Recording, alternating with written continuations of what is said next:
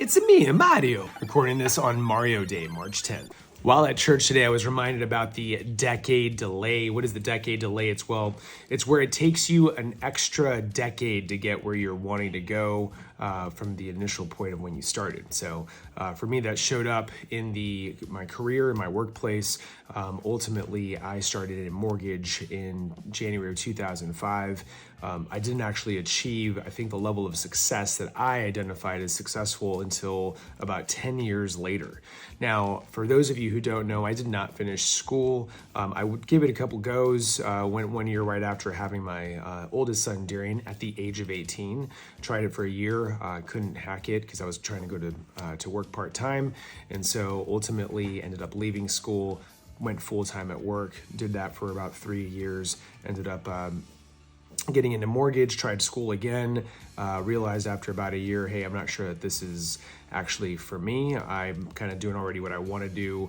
At the time, I felt very good about where I was headed. So stayed away from school and ultimately just tried to grind through it. There was a 2008 recession in there, and then definitely some tragedy in my life after Darian's mom passed away. Met my wife Stephanie about a year after that. 2012 rolls around, we get married. 2013, found out we were going to be parents. 2014 hits, and we have Triton, our middle son, who's now 9. But ultimately in 2015 was where I learned that I needed to get some leverage and I needed to build a team, and ultimately I didn't know how to do that without some mentors. So while this isn't any message to say, hey, don't go to school, you do what you feel is good for you. For me, I did not finish school, but when I found mentors and I found those who were actually going to help me accomplish my goals, that's when everything changed.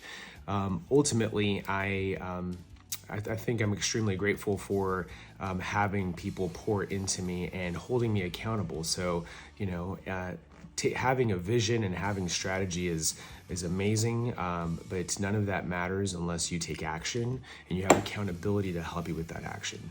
So again, I think it's important to have that. I think you can overcome that decade delay by finding a mentor who is going to pour into you. So how do you do that? Find somebody who has the level of success that you feel that you want, and instead of envying that or success or being jealous of that success, I would encourage you to reach out to them and try to figure out a way that you can stay close to them, ask them for ideas, and just see if they would actually hold you accountable to some of those ideas that they have. That is what will change your life and truly help you achieve what you're looking for. So this week, I encourage you to find the thing that you're most passionate about that you want in life. And that can also be a relationship. It could be spirituality, finance. Find the person that has what you're looking for and ask them how they got there. And if you haven't found the thing that you're passionate enough to do that, then I encourage you to really sit down and reflect on what your life looks like 10 years from now. So I hope you crush it this week. Happy spring break to those that are out. Have a great week.